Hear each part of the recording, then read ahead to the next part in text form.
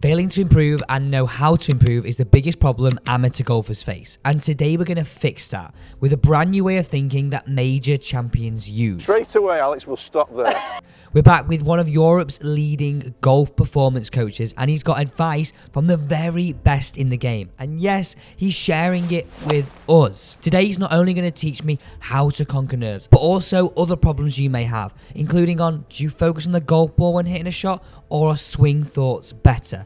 And make sure you watch till the end, because if you have problems with distance putting, Karl gave me one small detail that makes the biggest difference for me. And I'll be honest, it changed the way I think about putting. First tee nerves. Yeah. Like, that plays a large... Straight away, Alex, we'll stop there. First tee nerves. And that is something, straight away, that you've just labelled it nerves. Yeah. Now, what's the perception there is nerves. This is something that I shouldn't have. It's a bad thing. Now, if that idea of nerves changed, if you called it... Because if you think, well, what is nervousness? Nervousness is a sensation in your body. Yeah. If you change that label to energy, if you were walking to the first tee and all of a sudden it was first tee energy, now the perception changes. But the main thing I would want to say for everybody listening is, this key thing is instead of trying to resist and change what you're experiencing, is actually accept the fact that it's going to be there. Now, my question for you would be, have you ever felt uncomfortable on the first tee and hit a good shot? Yeah. Yeah. Yeah. Have you ever felt great on the first tee and hit a dreadful shot? Yeah. Yeah. So this idea that we have to be in a perfect state is nonsense. Sometimes we're going to go to the first tee and for whatever reason we feel a bit anxious or whatever, we can feel energy in our body. I think the big shift for me, and this happened a few years ago, instead of trying to be in the perfect state, trust yourself that regardless, it might not be pleasant, it might not be exactly what you want, but you can get the job done if you're focusing on the right things. So you can be uncomfortable and still hit a good shot. So instead of trying to get rid of all of these things, is accept them, they're going to be there, but realise you have the capability to still hit a good shot. Could that be the same thing as if you were coming down the last with a decent score in your hand as well? Because I always think that's the whole thing. Someone goes out for a round of golf, we tee up on a Saturday with our mates to go, okay, I'm coming on the last, I can take the tenner off them for a beer, or actually I can shoot under my handicap. Yeah. So what's one thing that we could actually do now, you could tell me that they could apply in their game? Okay, so once you get to the tee, it then becomes back to our old friend that we've mentioned before, which is attention. Yeah. You know, there was it'd be worth relating a story of a player I worked with who ended up, he was a major winner in the end, but he told me a story way back in the Scottish Open, and he was leading with 4 holes to play by 4 shots, and as he was walking from the 14th green to the 15th tee, a thought popped into his head, I'm going to top it off the tee. Oh, God. Now, you see on TV, all these guys will say, you know, look at such and such a body, he's so calm and he's in the zone. And I laughed at myself when he heard that, because we've no idea what's going on in these players' head. This particular player said when he had this thought, his body started to shake, he felt really uncomfortable. But then what he said to me, he said, and he went like this, he said, and then I got to the tee, and he said, and the things that we'd talked about over the years, he said, it was like a rope. He said, I was all over the place, but I had something to hang on to.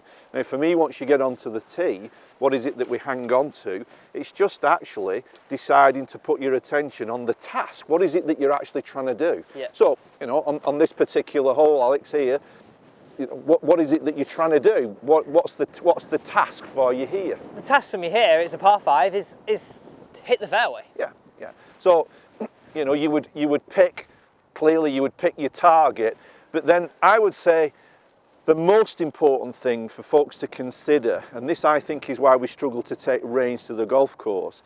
When we're on the range, you know, that is a time we're trying to develop our skills. Now, when you're trying to develop your skills, you know, you may need to be paying attention to various things in your swing when you're working with your coach. But once you get out here, I think the holy grail is what I call the 1 point. Okay. Now, the 1 point is when you're actually stood over the ball, you know, a golf swing only takes a second. Now, that's a second like this, but for the mind, it can be an eternity. You know, you think about it, in that 1 second, how many thoughts can pop into your head? It's like numerous, isn't it? You know, you can literally be taking it back and a thought of out of bounds pops into your head. So the 1 point is the crucial thing, and that would be, can you keep your attention on one thing for the duration of the swing. Now, in your experience, what have been some things, what have been some areas that you've been able to focus on where you could keep your attention on for the duration of the swing? If it was a swing thought, I have two sort of patterns in my head where, and I say this a lot on the channel, is have a simple feeling on the way back. Yeah. And then you hit that feeling, you swing through. Yeah. Or actually, sometimes, I'm just actually looking at a spot on the ball. Like literally, like I'm picking out like... Now, as so simple as that sounds, it's kind of like, there's a great phrase I heard years ago called the elusive obvious. You know, what you've just said there, you know, you're almost embarrassed to say it in a way that, you know, I look at the ball and I pick a spot on the ball. That's a 1 point. You know, you're deciding that you're going to put your attention on one thing for the duration of the swing. That occupies your mind and allows the genius of your body to take over. Now, for somebody else, it could be, you know, for some players, they might want to place their attention on the club head. Yeah. So they keep their attention on the club head for the duration of the swing. You've alluded to the fact that maybe body thoughts work for you. You know, Nick Faldo, I believe, won 2 of his majors, and his main thought or his main focus was turn and turn. So he just had his attention on his upper body. So to me, it's not so much what we put our attention on that's the key. You've got to find out what works for you. Yeah. The critical key is the 1 point. Okay, so just anything. It could be anything in your swing. Have one thought. Now I'm going to go with just that spot. Yeah, so like I very often, if you look at that there, I'm going to put it so I can see the number 1 on my vice ball, where that's all I'm going to look at when I hit that shot. So you would have picked your target. You've probably got a feel in your swing that you've worked on in your practice swing. But now, during that 1 second of a golf swing, just pay attention to that spot on the ball. Well, I'll take a baby draw from middle to left half every day. We'll take that. Now, what was your experience there, Alex? Did you manage to stay with that throughout the swing? Yeah, I think I did. All I did is I literally focused. Like, it wasn't the ball; it was directly on the 1. Yeah. So it wasn't. I think the ball could sometimes be broad a bit, really, because it's the ball, isn't it? Of course, you've got to look at it. But yeah, I was just occupied with the 1. Yeah. So because your conscious mind was paying attention to that, all the training that you've done in the past came out. That was a good example of you've got the skill, you then access the skill. Fab. Let's move on to our next point. Make sure you use that. So we've already covered first tee nerves and taking your range game to the course. The final piece to this video, long distance putting, and I guess be included into pace, because that's a real key skill that and you've stressed in other videos about eliminating 3 putts, being able to be a better putter with pace. So, talk me. Well, one thing I think you can do even before you get to the course, Alex, a great drill. Have you got another golf ball there? So not muddy. So one thing I would recommend that you do just before you go out, just for 5 minutes on the green, and this was a drill that was explained to me when we were writing the book a few years ago. We're over in Ireland, and there was a guy explaining, there was a very famous golfer in Ireland called Harry Bradshaw, who was renowned as being one of the best putters of all time.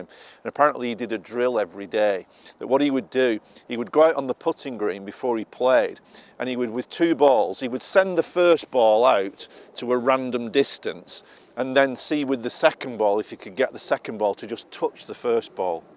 So you eliminate the hole, and all you're actually focusing on is the behaviour of the ball on the green and the pace of the putt. So I would recommend that as a pre-game warm-up. But once you get out on the golf course, if you think about it, with pace, what is it that we're trying to get right? We're basically trying to apply a force to send an object to a target. Now I'll give you an example of how this kind of works in our brain. If I throw this ball to you, Alex, now, and you catch it, you throw it back to me. Now, it wasn't bad. What was your ability to judge the pace of the putt, like the trajectory of the putt? Was okay. Mediocre. Mediocre, but okay. We'll try it again. Okay, now you've got the pace, right? Catch this one. Now close your eyes and see if you can get the ball back to me. Okay, so you're still able to do it brilliantly. Why? Why were you able to still get the ball back to me even though your eyes were closed? I had the feeling of the second one, not the first, of when I threw it to you, of how far I took my arm back, and that feeling of then the momentum I needed on the way through.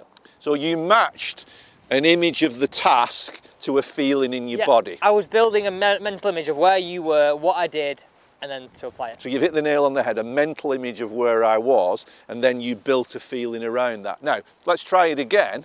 if I throw the ball to you, and if I now asked you to close your eyes, but I said to you, the next thing you're going to hear is me clicking my fingers, and I want you to see if you can get the ball back in my hands, but I won't be in the same place. Okay. Now all of a sudden we're changing the task somewhat. I'm moving to a different part of the green, and your brain's trying to work out where I am relative to the sound of my voice, but let's just see now how you get on with it. Okay, so a little bit to the left, probably a little bit strong, not bad, but why did you suddenly deteriorate in your performance? Why was your ability to not judge, in effect, the pace of the throw? Because I didn't have the previous mental image to then use to build on what I wanted to do. So the key takeaway is that you lost the image of the task. So for me, one of the real important things with pace is what I call, and this came from a neuroscientist called Izzy Justice, he talks about taking the target and then holding the target. Because if you think about it, golf's a unique sport in the sense that if you're trying to move a dart to a board, what are you looking at? You're looking at the board. If you play bowls, what are you looking at? You're looking at the jack. With golf, we're actually not looking at the target. No. I mean, I know some people would say, well, what about those guys who look at the hole? I would actually say for some players it's worth experimenting with that. It's amazing how effective that can be, but not for everybody. Now the next best thing to being able to look at the target is to be able to hold the target. So the last thing that you have in mind in terms of judging your pace, it's really important that that image of the task, that image of the flag is really strong, and you can then match the feeling. You can match the feeling of your practice stroke to that strong image of the target. So my practice strokes now are going to be very much building that image. Would you say have one practice stroke looking at the hole, then have one practice stroke with your eyes closed, and then walk into the shot? I would say all of those options are on the table. You know, it reminds me, as you just mentioned it, the Tiger at his very best. You know, one of the great putters of all time. He always talks about he putted to the picture. Yeah. So this essence for me is that as you look at the target there, you know, if you get a feeling that as you look at the target by closing your eyes, that then you can sense the feel of the putt. It's anything to link the task with the feeling that's required of the force that you need to apply. I quite like using literally replicating what we did on one version with eyes open, one version with eyes closed, and then hit the putt. Perfect. That for me I think is a really good one. So I'm going to take one where I just look at the target, keep my head there with my eyes closed, applying what I think is the same force, walk in, one look.